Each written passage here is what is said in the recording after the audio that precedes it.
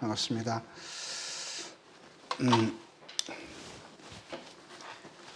오늘은 지난주에 이어서 사무엘상 계속 말씀 보도록 하겠습니다. 사무엘상 7장부터 오늘은 10장까지 말씀을 보려고 합니다. 제목은 우상을 멀리하라 라는 제목으로 오늘 교제하겠습니다.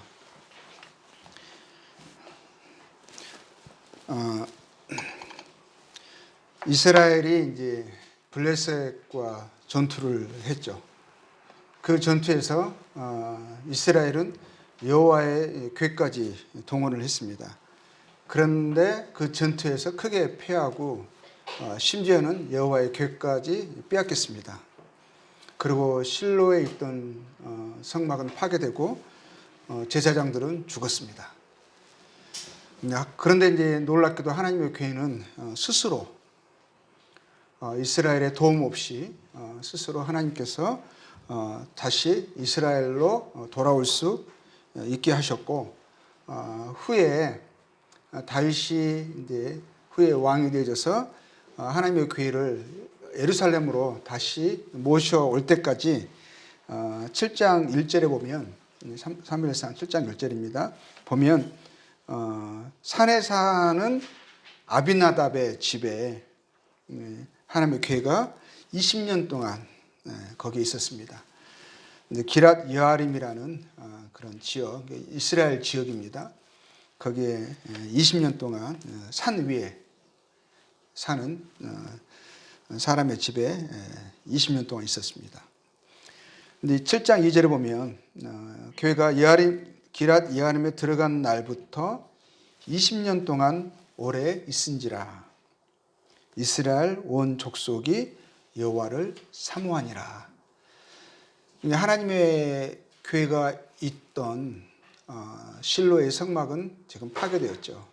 그리고 여호와의 궤는 지금 산에 있는 사람의 집에 지금 거기에 있습니다. 거기에 나중에 예루살렘에 다윗이 왕이 돼서 다시 예루살렘으로 여호와의 궤를 옮길 때까지 여기 산에 20년을 있었던 거거든요. 근데 그 동안에 이스라엘 족속이 여호와를 사모했다라고 되어 있어요. 근데 사모했다라는 이 말은 그냥 하나님을 사모했다, 하나님을 사랑하고 그리워했다, 그런 의미도 있겠지만, 또 하나는 이 말에 어떤 의미가 있냐면 왜곡하고 아주 슬피 울고 여호와를 구했다, 슬퍼하며 여호와를 찾았다라는 그런 의미가 있어요.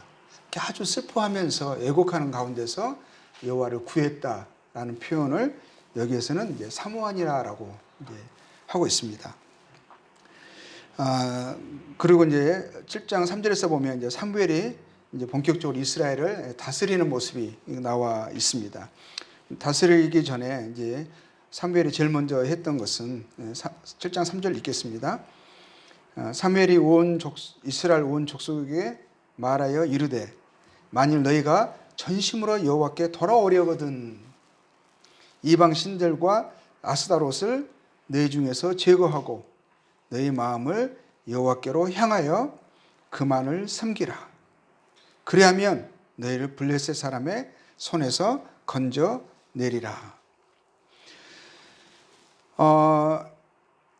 이스라엘 사람들이 여호와를 사모했다라고, 여호와를 슬피 왜곡하면서 여호와를 찾았다라고 되어 있어요. 구했다라고 되어 있습니다. 그럼에도 불구하고 지금 사무엘이 이스라엘 사람들의 이게 무엇을 촉구하고 있죠? 너희들 가운데 있는 우상을 버려라. 버리고 너희가 전심으로 마음을 다해서 하나님을 찾고 하나님께 그 마음을 돌이키라. 하나님만 섬기라. 이렇게 하고 있습니다. 이들은 여호와를 사모하면서도 그들 안에 뭐가 있었죠? 사모한다라고 말하고 여호와를 구하고 찾는다고 말하면서도 그들에게 뭐가 있었어요? 그들 안에 바알과 아스타롯이라고 하는 이방 신들을, 이방 우상들을 그들은 섬기고 있었습니다. 함께요. 여호와도 구하고 여호와도 사모하고, 그러면서 그들 안에는 이방 신들인 바알과 아스타롯을 섬기고 있었어요. 그 상태를 보면서 사무엘은 뭐라고 했죠? 너희가 마음을 하나님께 향해야 한다. 내가 전심으로 하나님께 마음을 향하고 있지 않다. 그 악함을 지적하면서 여호와께 돌이킬 것을 촉구하고 있습니다. 6절에 보면 그 사무엘의 촉구에, 사무엘의 책망에 그들이 마음을 움직였고, 마음을 이제 하나님께 향하기로 결심하고 사무엘 앞에, 사무엘과 함께 하나님께 모였습니다. 7장 6절에 보면 그들이 미스바에 모여 물을 길어 여호와 앞에 붓고, 그렇죠. 그날에 종일 금식하고 거기에서 이르되 우리가 여호와께 범죄하였나이다 하면서 그들의 마음을 이제 회개하는, 마음을 하나님께 향하는 일이 그들에게 나타났습니다. 이스라엘이 사무엘의 주도 아래에 우상을 제거하고 마음을 하나님께 돌이키고 온전한 번제를 하나님께 드릴 때에, 그때에 드리고 있는 그 와중에 어떤 일이 일어났었죠? 블레셋이 이스라엘이 미스바에 모였다라는 그 소식을 듣고 일제히 공격하러 그들이 올라왔습니다. 하나님이 그런데 놀라운 이제 역사로 큰 우레, 번개를 통해서 블레셋을 혼잡하게, 어지럽게 하시고요. 그리고 나서 하나님 이스라엘을 도우셔서 그 전쟁에서 승리하게 하십니다.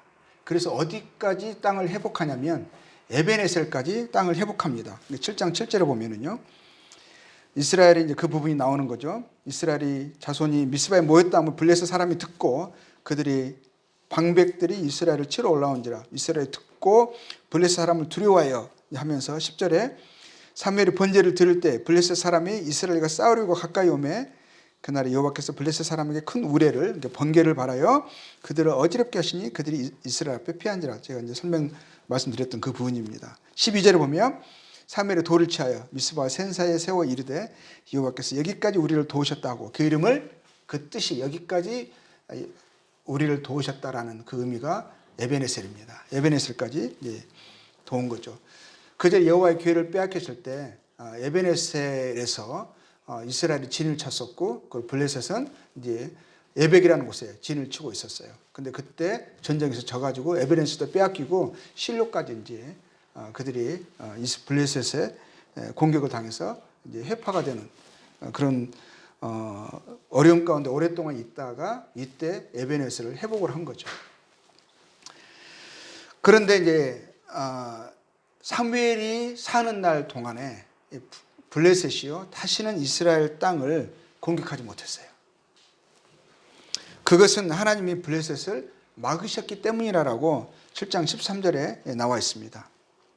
이에 블레셋 사람이 굴복하여 다시는 이스라엘 지역 안에 들어오지 못하였으며 여호와의 손이 사무엘이 사는 날 동안에 블레셋 사람을 막으심에, 하나님의 손이 그들을 막으셔서 블레셋이 더 이상 이스라엘을 공격할 수가 없었어요.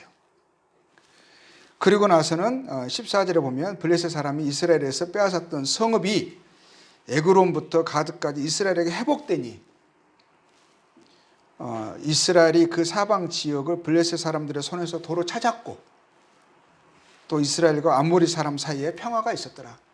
그래서 예전에 빼앗겼던 지역도 회복하고 그들이 하나님께 마음을 향하고 사무엘의 지도 아래서 하나님을 전심으로 구하고 찾음으로 인해서 하나님이 그들의 편이 되셔서 그들을 또 보호하시고 또 승리하게 하셔서 땅도 회복하게 하시고, 그리고 다른 주변에 있는 나라들과도 평화를 유지하게 하셔서 그들은 이제 화평한 가운데 살고 있었습니다.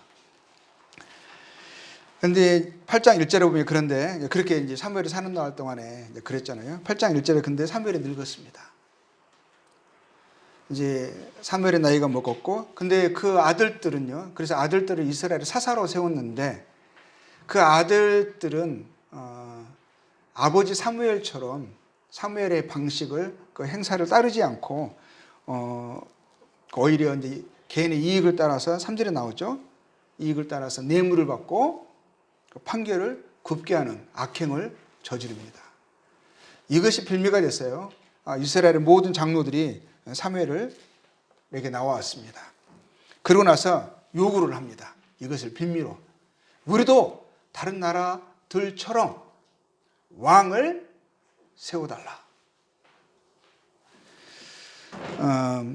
엘리 제사장들도 자녀들이 악한 자들이었습니다. 그래서 자녀들의 악함에 대한 책임을 엘리에게 물었죠. 그리고 엘리가 자녀들을 책망하지 않으므로 자녀들이 이스라엘로 범죄하게 하는 그 악함에 대해서 하나님이 엘리와 그 자녀들에게 심판하셨습니다. 강하게 책망하셨고, 그뿐만 아니라 나중에는 엘리의 집안이 제사장으로서의 직분을 잃게 됩니다. 이제 그런 지경까지 나중에는 이제 가게 되어지고 그 예언으로 이제 주어진 것이죠. 이제 그것이 나중에 성취가 돼요. 그래서 엘리의 집안에서는 더 이상 제사장들이 나오지 않습니다. 그런데 사무엘의 아들의 악행에 대해서는 하나님이 사무엘을 책망하지 않습니다. 그 아들의 악행인 거예요. 오히려 뭐라고 말씀하시냐면 아버지의 행위를 따르지 않았다. 그러니까 좋은 아버지의 아래에서도 악한 아들이 나올 수 있는 것입니다. 근데 엘리의 자녀들의 악함은 아버지의 행사를 따라서예요. 아버지의 숨겨진 죄를 쫓아서 그 아들이 그 행위가 아버지의 내면의 악함들을 표현한 거죠. 그래서 엘리의 자녀들의 부정과 불법은 그 책임은 엘리에게 있었습니다. 근데 사무엘은 그 자녀들이 아버지의 행사를 따라서 행하지 않은 거예요. 그래서 그들의 책임은 자녀들에게 있습니다.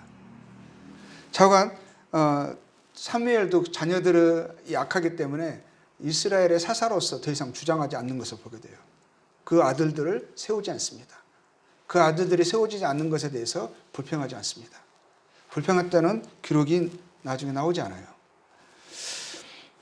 좌우간 이 일이 이스라엘 사람들은 장로들은 이 일을 이제 빌미 삼아서 그동안 자신들의 마음속에 있던 소원을 원함들을 표현을 합니다. 우리에게도 왕을 달라. 왜 다른 나라들은 다 있는데 우리는 왕이 없느냐.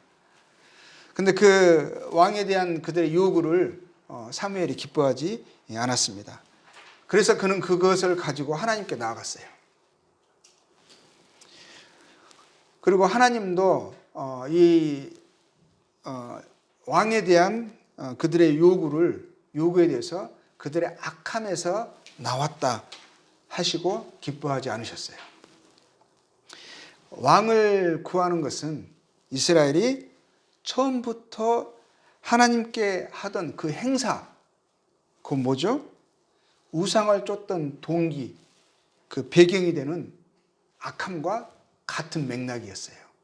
자, 그게 8장 7절에 이렇게 나와 있습니다. 여호와께서 사무엘에게 이르시되 백성이 네게 한 말을 다 들으라. 왕을 구하는 그 말에 대해서 하나님이 그들의 요구대로 해주라. 이렇게 하시는 거예요. 이는 그들이 너를 버림이 아니요 나를 버려 자기들의 왕이 되지 못하게 함이니라. 왕을 구하는 것은 단순히 왕을 구하는 게 아니고 그의 동기와 그 원인이 어디에서 출발한 것이냐. 하나님을 버리는 것이고 하나님을 자신의 왕으로 삼고 섬기는 것을 이제 거절하는 악한 행사로 보시는 거죠. 8절에 이렇게 말씀하십니다. 내가 그들을 애굽에서 인도하여 낸 날부터 오늘까지 그들이 모든 행사로 나를 버리고 다른 신들을 섬긴 같이 네게도 그래 하는도다. 이게 왕을 구하는 게 같은 맥락인 거죠. 우상을 섬기는, 하나님을 거역하는 악함이죠. 예전에는 사무엘이 있을 때는 사무엘이 그들의 촉구로 인해서 그 안에 있던 그들이 갖고 있던 우상들을, 바알과 아스타롯 그와 같은 우상들을 버렸어요. 겉으로는 우상을 제거한 것 같죠.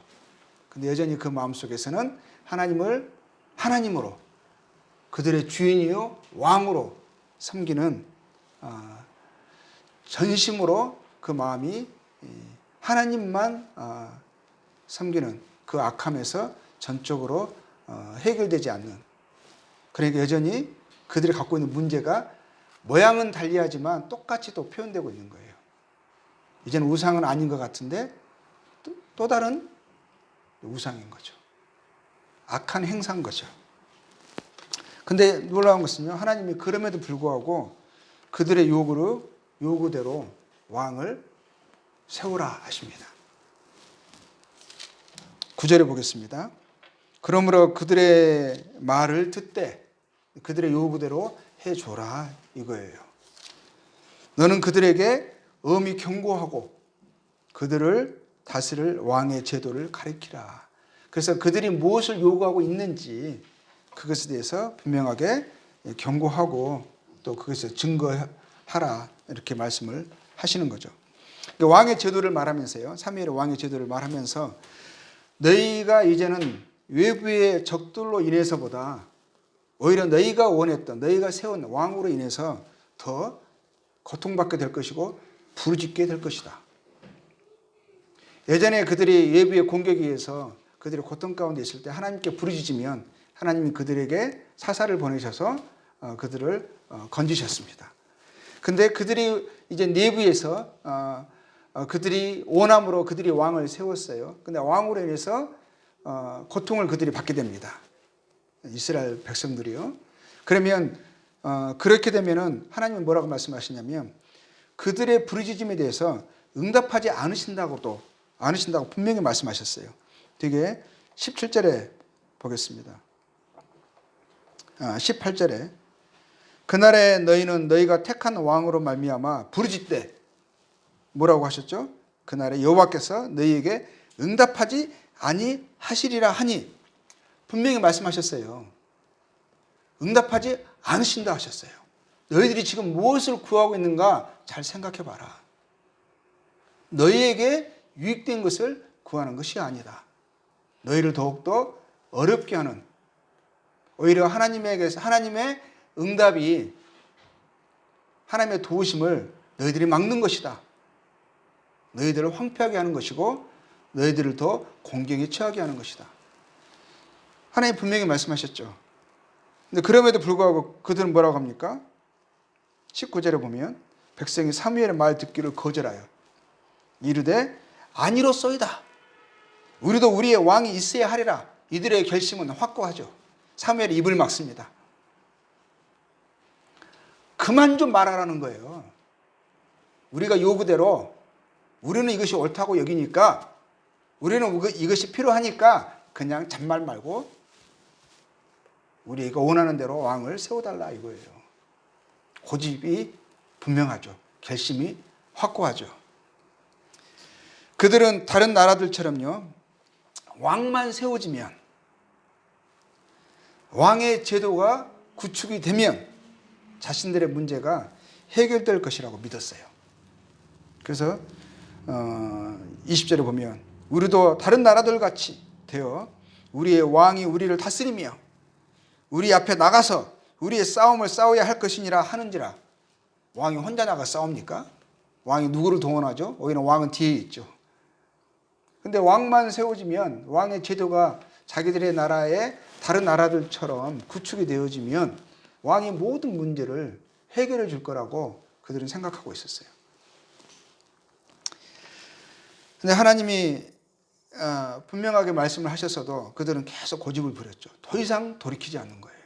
결심은 확고해요. 그래서 하나님은 결국 어떻게 하게 됩니까? 사무엘에게요. 이스라엘의 요구대로 왕을 세우라 하셨습니다. 22절에 보면 여호와께서 사무엘에게 이르시되 그들의 말을 들어 왕을 세우라 하시니 사무엘이 이스라엘 사람들에게 이르되 너희는 각기 성읍으로 돌아가라 하니라. 그러고 나서 나중에는 하나님은 사울을 택하셔가지고요 그에게 기름을 붓게 하십니다. 10장 1절에 보면 이에 사무엘이 기름병을 가져다가 사울의 머리에 붓고 입 맞추고 이르되 여호와께서 네게 기름을 부으사 그의 기업의 지도자로 삼지 아니하셨느냐 하고 이제 사울에게 기름을 붓죠. 그리고 백성들을 불러서 마지막으로 그들이 왕을 세워달라고 한 그들의 죄는 다름 아닌 하나님을 버린 것임을 다시 한번 증거하십니다. 다시 한번 알려주세요. 그리고 나서 그들의 요구대로 왕을 택하셨음을 또 하나님이 그들 요구대로 하나님 또 왕을 택하셨어요. 그리고 그것을 나타내시고 사울을 왕으로 세우십니다. 10장 17절에 보면 그 부분이 나오죠. 사무엘이 백성을 미스바로 불러 여호와 앞에 모으고 이스라엘 자손에게 이르되 이스라엘 하나님 여호와께서 이같이 말씀하시기를 내가 이스라엘을 애굽에서 인도하여 내고 너희를 애굽인의 손과 너희를 압제하는 모든 나라의 손에서 건져내었느니라 하셨거늘. 하나님의 그들의 하나님이셨고 왕으로서 그들을 건지셨고 그들을 구원하셨고 그들을 보호하셨어요. 그런데 그 하나님의 인도와 보호를 하나님의 그들의 왕 되심을 그들은 원치 않았어요. 눈에 보이는 왕을 원했습니다. 다른 나라들처럼 너희는 너희를 모든 재난과 고통 중에서 친히 구원하여 내신 너희의 하나님이 그들에게 구원하셨거든요. 모든 재난과 고통 중에서요. 오늘 버리고 이르기를 우리 위에 왕을 세우라 하는도다. 그런지 이제 너희의 지파대로 1000명씩 여호와 앞에 나오게 하고 그러고 나서 결국에는 사울을 하나님이 택하셨음을 나타내시고 24절에 사무엘이 모든 백성에게 이르되 너희는 여호와께서 택하신 자를 보느냐 모든 백성 중에 짝할 이가 없느니라 하니 모든 백성이 왕의 만세를 외쳐 부르니라 하면서 사무엘이 왕으로 세워집니다. 자, 이스라엘은 하나님을 사모하였으나 그들에게 내면에 보니까 우상이 있었어요. 그랬죠? 이스라엘은 하나님이 자기의 왕됨을 원치 않고 왕을 눈에 보이는 다른 나라들처럼 그러한 왕을 원했습니다.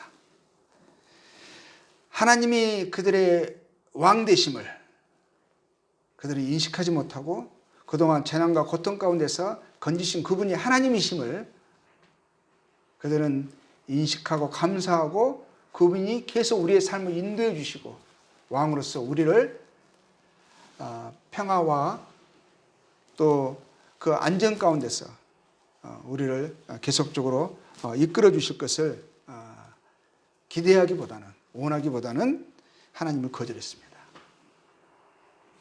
그리고 하나님을 버리면서 그들이 원하는 것을 반드시 얻어야겠다라고 하나님께 고집을 부리고 마침내 그들이 원하는 것을 얻었습니다. 근데 그것에 대해서 하나님 뭐라고 말씀하시냐면 우상 숭배와 같다. 너희들이 계속 그렇게 해왔던 모든 행사대로 또 지금도 이렇게 하고 있는 거구나. 이제 하나님이 그럼에도 불구하고요. 하나님이 그들의 요구를 따라 주셨습니다. 자, 우리를 한번 돌아보겠습니다. 하나님 아버지와 주 예수 그리스도를 믿고 하나님의 자녀로 하늘의 소망 가운데 살아가는 나와 여러분은 우리 안에 이스라엘과 같은 우상들이 있지는 않은지요. 우리 안에 바알과 아스토롯 같은 우상이 있지는 않는지 점검을 해보면 좋겠습니다. 우리는 눈에 보이는 우상을 섬기지는 않습니다. 그렇지만 바알과 아스타롯 같은 정말 여호와 하나님이 예수 그리스도께서 제 주와 하나님이 되지 못하시고 하나님 외에 다른 것을 이스라엘이 쫓았던 그와 유사한 그러한 것들을 쫓고 섬기는 혹은 나의 우상은 혹시 있지 않는지, 그리고 나의 왕은 누구인지, 정말 하나님이 나의 왕이 되시는지, 나의 주님이신지, 아니면 이스라엘 사람들처럼 하나님이 아닌 다른 어떤 왕을 우리는 구하고 그것을 쫓고 섬기고 있지는 않는지 점검해 보면 좋겠습니다. 하나님을 경외하고 그를 기뻐하고 하나님으로 만족하고 그의 뜻 안에 살고 순종하고 하나님만을 섬기는 그 삶을 방해하는, 그러한 삶을 방해하는 나의 우상들은 제거되었는지, 나의 왕은 정말 하나님이신지. 이렇게 말했습니다. 너희가 전심으로 여호와께 돌아오라. 마음을 여호와께 향하여 그만을 섬기라 하셨어요. 그런데 우리는 전심으로 하나님께 돌아와 온 마음으로 하나님을 섬기고 있는지 우리 자신을 돌아보면 좋겠습니다. 하나님의 나의 삶의 왕이시고 주인이신가요? 아니면 끊임없이 이스라엘 사람들처럼 하나님을 거절하고 멸시하는 나의 왕을 세워달라고 오히려 하나님께 구하고 우리의 고집으로 얻은 그 왕을 우리는 섬기고 그로 인해서 우리가 압제당하고 고통 가운데, 불화 가운데, 공고 가운데 살아가고 있지는 않는지요. 자, 요한일서 5장 21절 보겠습니다.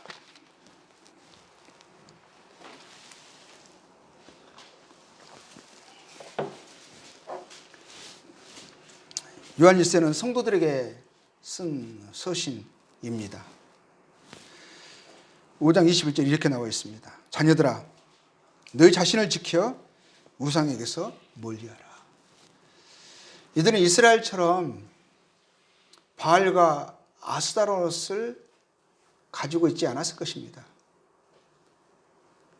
그들은 스스로는 우리는 우상 숭배자가 아니라고 말했을 것입니다. 그런데 왜 우리에게 우상에게서 멀리하라 하시는가? 마지막에 서신을 결론 지으면서 간곡한 부탁으로 이러한 명령을 내리시는가? 우상에게서 멀리하라. 우상 숭배는 이스라엘 사람처럼 그것은 눈에 보여지는 그런 것은 아니지만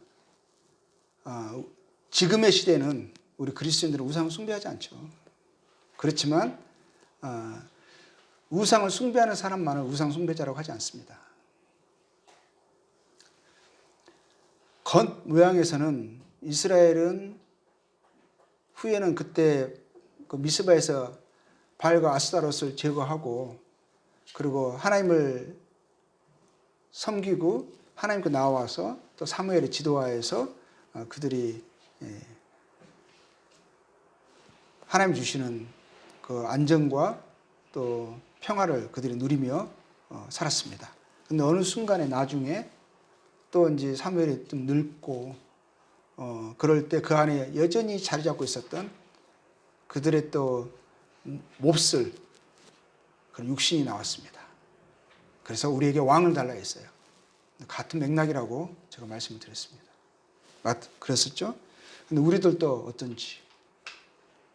우리도 예전에 하나님 아닌 다른 것들을 우리는 섬기던 자들이었어요. 심지어는 하나님이 없다 하는 자들이었었고, 제 자신을 눈에 보이는 어떤 것들을, 수에 칠 가치도 없는 것들을 하나님처럼 여기며 살던 우상 숭배자들이었습니다. 하나님을 왕으로, 나의 주권자로 인식하지 않고 다른 것들을 그 자리에 올려놓고 그것에 순종하고 섬기고 압제를 당하고 살던 그런 허망한 인생들이었습니다. 저희들은 우상 숭배자들이었습니다.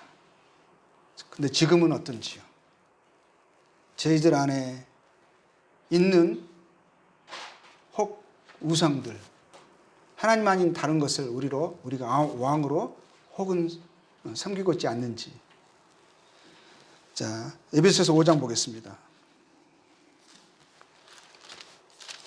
5장 5절입니다.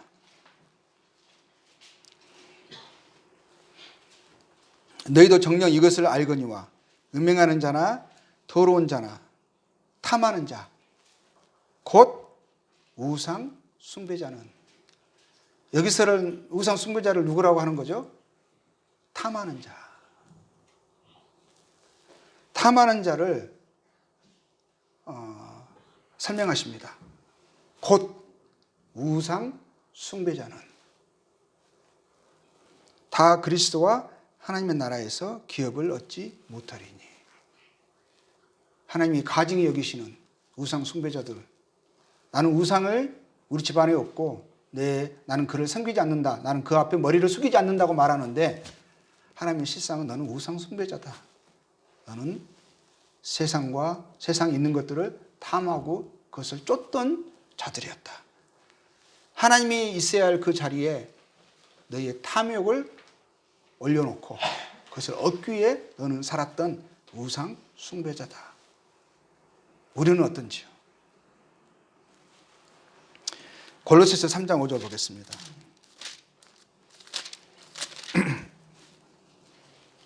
그러므로 땅에 있는 지체를 죽이라. 곧 음란과 부정과 사욕과 악한 정욕과 탐심이니. 탐심은 뭐라고요? 우상 숭배니라.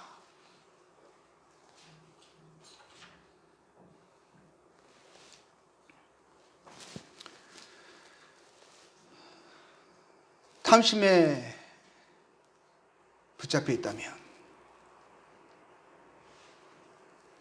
우리는 우상을 섬기지 않으니까 우리는 우상 숭배자가 아니다라고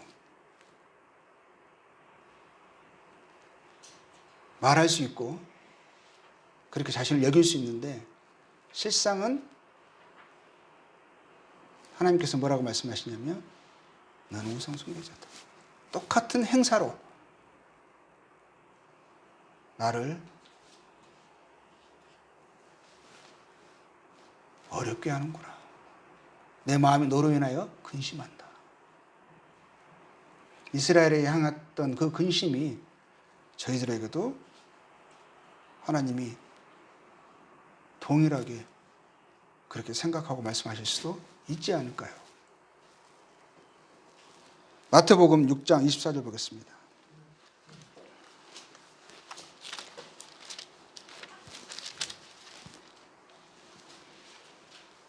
한 사람의 두 주인을 섬기지 못할 것이니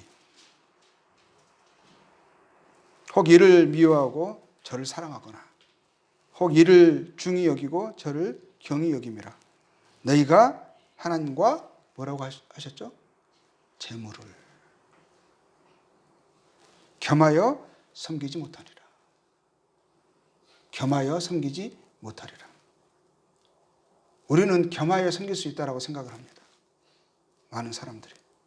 오히려 하나님은 이것을 도와주기 위해서, 내가 더 중히 여기고 내가 사랑하는 이것을 도와주기 위해서 하나님은 존재하는 거라고 심지어는 그러한 삶의 모습으로 살아가기도 합니다.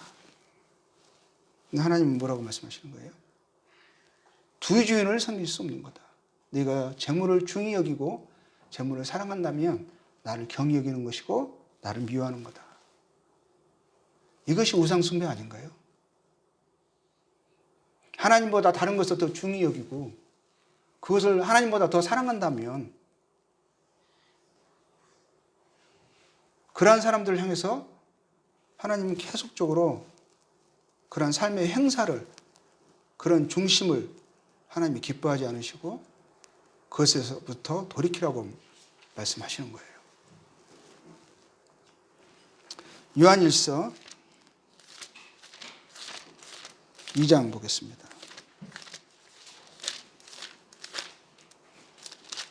2장 15절. 다 똑같은 맥락이에요. 이 세상이나 세상에 있는 것들을 사랑하지 말라. 주님께서는 산상수훈에서 하나님과 재물을 겸하여 섬길 수 없다라고 말씀하셨죠. 그 말씀을 받아서 요한은 좀 더 설명을 합니다. 그 말이 무슨 의미냐면 이 말이야.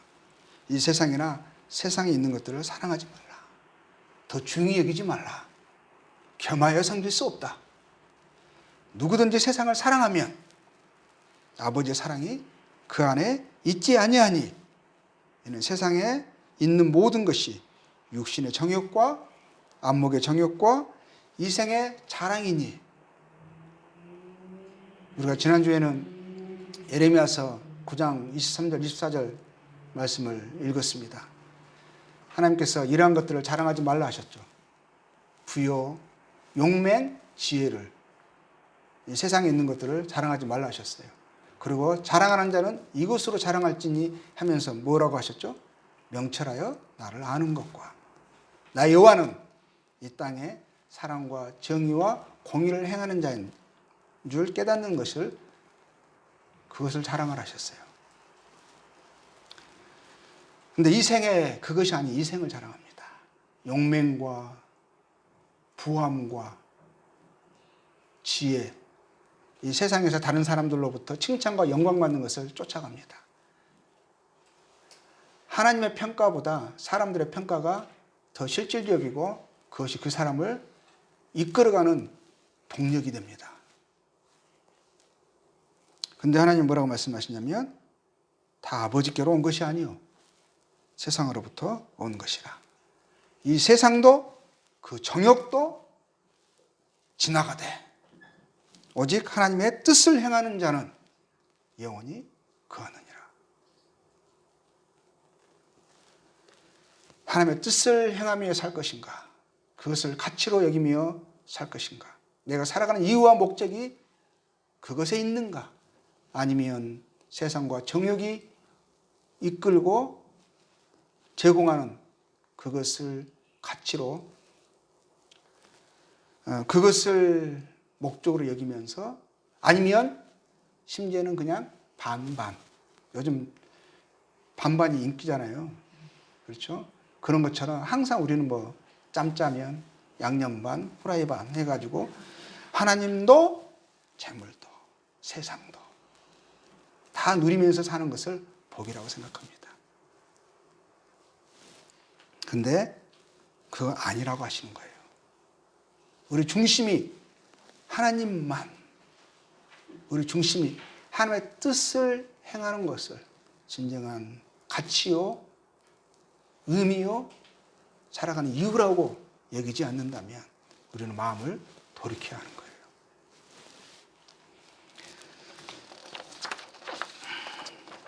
요한복음 5장 44절에서는 이렇게 말씀하셨어요. 너희가 서로 영광을 취하고 유일하신 하나님께로부터 오는 영광은 구하지 아니하니 어찌 나를 믿을 수 있느냐. 요한복음 5장 44절에 나온 말씀이에요. 너희가 서로 영광을 취하고 유일하신 하나님께로부터 오는 영광은 구하지 아니하니 어찌 나를 믿을 수 있느냐. 하나님 믿는다고 하면서 이제 우리에게 적용해 볼 수 있겠죠. 하나님 믿는다고 하면서 사람의 영광이, 사람의 칭찬이 더 가치가 있고 더 매력적이고 심지어는 주님을 섬긴다고 하면서도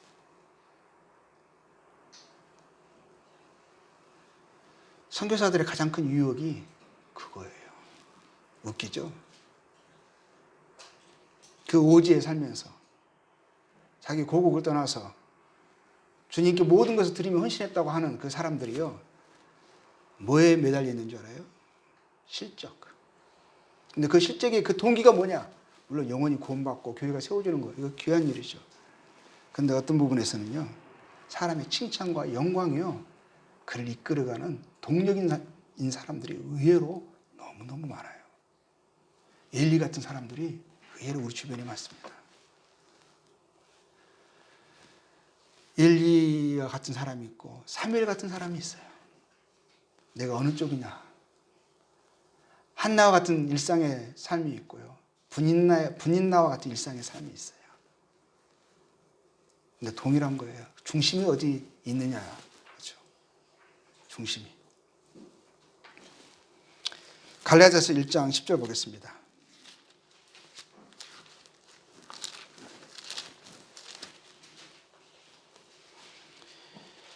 (1장 10절) 이제 내가 사람들에게 좋게 하랴. 하나님께 좋게 하랴.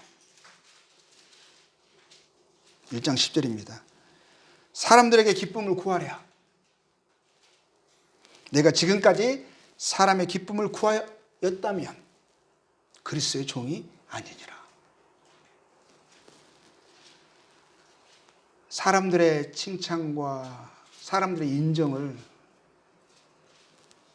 또 다수의 그 어떤 그 뭐라고 할까요? 응대? 그런 것들을 좋게 여기고 그것을 쫓지 말라고, 그것에서 기쁨을 구하려고 하지 말라고. 그건 허망한 것이고 그건 속는 것이라고. 우리는 하나님을 섬기는 자들입니다. 하나님이 기뻐하시는 것을 우리는 마땅히 기뻐하고, 그것을 사람이 인정하지 않고 사람들은 모를 수 있어요. 근데 하나님과 제 중심은 압니다. 그래서 제 중심이 청결한 마음과 선한 양심과 거짓이 없는 믿음에서 나는 사랑으로 하나님 앞에서 우리가 살아야 하는 거예요. 하나님은 모든 것을 보시고 아시는, 또 심지어는 저희 안에 거하신다라고, 항상 함께 하신다라고 말씀하셨거든요. 하나님은 내 안에 계신다면 내 생각도 아시고 내 모든 것을 아시는 거잖아요. 그러면 그 하나님 앞에서 하나님의 기뻐하시는 것을 구하고 행하면서 사는 그리스도의 종으로서의 당연한 삶을 우리는 쫓고 살아야 되는 것입니다. 그렇지 않는다면 그것은 허망한 인생이고 나중에 애곡할, 후회로 끝나고 가슴을 치는 인생으로 마무리 질 수 있어요. 마태복음 10장 37절에서 38절 보면 주님이 하셨던 말씀에 이런 말씀이 있어요. 아버지나 어머니를 나보다 더 사랑하는 자는 내게 합당하지 아니하고, 아들이나 딸을 나보다 더 사랑하는 자도 내게 합당하지 아니하며. 그러면 뭐예요? 아버지나 어머니, 아들이나 딸, 그들을 우리가 사랑하는 것은 이건 천륜이죠. 우리의 본성이죠. 그렇죠? 근데 세상에서는 자기 자녀보다, 목숨보다 한나에게 사무엘은, 아브라함에게 이삭은 자기 목숨보다 귀한 존재들이에요. 그렇죠? 근데 하나님과 비교될 수 있나요? 하나님이 이삭을 바치라 하시면, 사무엘을 하나님이 요구하시면, 그들의 중심은 1차적인 우선순위는 누구에게 있어요? 하나님께 있기 때문에 망설임이 없이, 심지어는 칼도 그 심장을 겨눌 수가 있는 거예요. 근데 하나님은 우리의 모든 존재를 받으시기에 합당하신 분이시죠. 하나님은 선하시고 거룩하신 분이세요. 우리의 중심이 바르기를 원하시는 거죠. 우리의 중심이 우리의 또 유익을 원하시는 거예요. 우리가 하나님을 사랑하고 하나님을 기뻐하고 하나님으로 만족하는 것이 그게 우리의 본분이 되어져야 하는 거예요. 왜 그렇게 해야 돼요? 하나님이 그렇게 우리를 지으신 거예요. 그 안에서만 참된 만족과 기쁨을 누리는 존재로 하나님이 그렇게 우리를 딱 설정해 놓으셨어요. 그래서 우리는 다른 것 안에서는 만족을 또 기쁨을 얻을 수가 없는 거예요. 얻었다고 한다면 그것은 속은 거예요. 마치 알코올이나 마약의 중독자들이 그 안에서 행복을 찾는 것처럼 그건 인생을 망치는 것이고 자기를 더 어렵게 하는 것이고 그건 거짓된 기쁨이고 희열인 거죠. 자, 하나님을 사랑하는 것이 하나님의 뜻을 순종하기를 기뻐하는 것이 우리에게는 합당한 것입니다. 자기 십자가를 지고 나를 따르지 않는 자는 내게 합당하지 않다 하셨어요. 내게 주어진 모든 것들이 하나님께서 나에게 주신 복으로 여기면서 살아가는 거죠. 그것을 얻기 위해 하나님을 이용하거나 하나님이 심지어는 떠나거나 하나님과 갈등하거나 이러지 않는 거예요. 내 마음을 그리스도의 평강으로 지키는 것입니다. 나에게 주어진 오늘의 책임을 내가 다하지만 제 중심은 하나님께 있어요. 그래서 하나님이 주신 것으로 우리는 만족하고 감사하면서 우리 일차적인 삶의 우선순위는 그의 나라와 그의 의를 구하면서 그분과 동행하는 삶을 살아가는 거예요. 내가 내 삶을 염려하지 않습니다. 내일을 염려하고 불안해하고 내가 내 삶을 모든 것을 주관하느냐 스스로 자신의 삶의 왕이라고 생각한다면 그것은 하나님이 근심하시는 우상 숭배자의 그런 삶의 모습과 동일한 것이에요. 그러지 말라라고 하나님이 계속 지적하고 계시는 거예요. 자, 그들의 요구대로 왕이 주어졌습니다.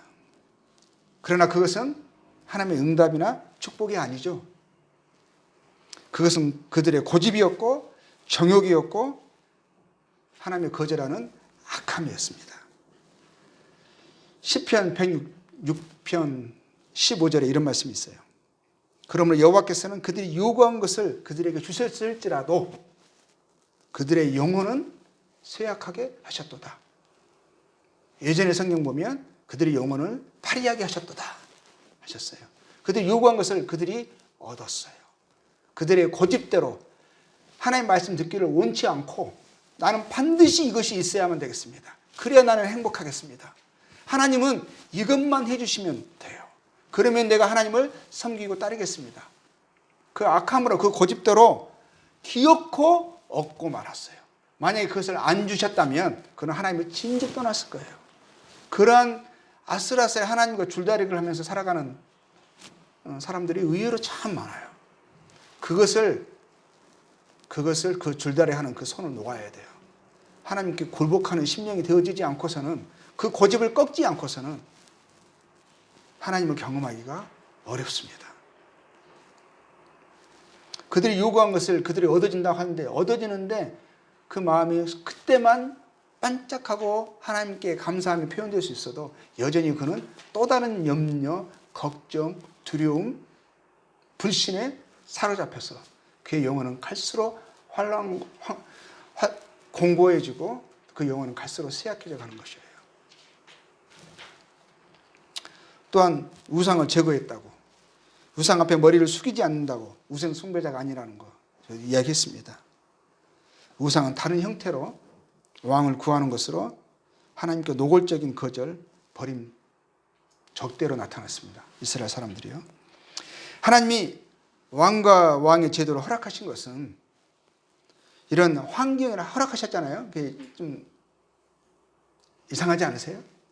이것을 통해서 우리가 알 수 있는 것은요. 또 하나님이 우리에게 알려주시는 것은 어떤 환경이나 시스템은 의미가 없기 때문이에요. 왕의 제도가 문제가 있어서 하나님이 그것을 악하다 하지 않으신 거예요. 악하다 하신 게 아니에요. 환경, 사람, 시스템을 바꾼다고 근본의 문제가 해결되는 것이 아니에요. 근본의 문제는 진정 중요한 것은 뭐죠?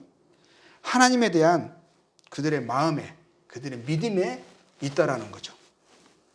그들이 하나님을 경외하지 않고 만족하지 않고 기뻐하지 않는데 있다라는 것이에요. 하나님을 그들의 실제 일상의 삶에서 하나님과 왕으로 여기지 않는데 그것이 문제인 거죠. 왕의 제도가 문제가 아니라. 예레미야서 17장 5절에 이런 말씀이 있어요. 예레미야서 17장 5절입니다. 무릇 사람을 믿으며 육신으로 그의 힘을 삼고 마음이 여호와에게서 떠난 그 사람은 뭐라고 되어 있냐면 저주를 받을 것이라. 그것이 저주인 거예요. 그것이 문제인 거죠. 마음이 하나님에서 떠난 그 상태는 뭐라고 말하고 있죠? 보이는 것을 의지하고 그것으로 힘을 삼는 거예요. 그래서 재물이 또 하나님이 하나님과 재물을 겸하여 섬길 수 없다라고 말하고 탐욕을 탐심을 우상 숭배라고 말씀하신 이유가 거기에 있는 거죠. 그것을 의지하고 그것으로 든든히 여기고 그것으로 힘을 삼고 그것으로 자신을 노후를 보장받으려고 하거든요. 그래서 오늘 염려하는 거거든요. 예레미야서 2장 19절에 이런 말씀이 있어요. 네 악이 너를 징계하겠고 네 반역이 너를 책망할 것이라. 그런지 네 하나님 여호와를 버림과 네 속에 나를 경외함이 없는 것이 악이요 고통인 줄 알라. 무엇을 악이라 말씀하고 있고 무엇을 반역이라고 말씀하고 있죠? 하나님을 그 마음에 하나님을 여기는 왕으로 여기면서 그분을 순종하며 살아가는 그분이 주인으로서 왕으로서 자기 삶을 온전히 다스리고 통치받고 사는 것을 기뻐하지 않고 그래서 하나님을 버리고 내 마음의 요구대로 내 마음의 정욕대로 하나님 그것을 오히려 채워주는 것만 하나님께 그것 때문에 하나님 요구하고 하나님께 그것 때문에 원망하고 또 그것 때문에 심지어는 감사하고 그것에 매여서 살아가는 그것이 반역이라 하시는 거예요. 그것을 악이라 하시는 거예요. 그것이 우리 삶의 고통의 이유인 거죠. 디모데전서 6장 보겠습니다.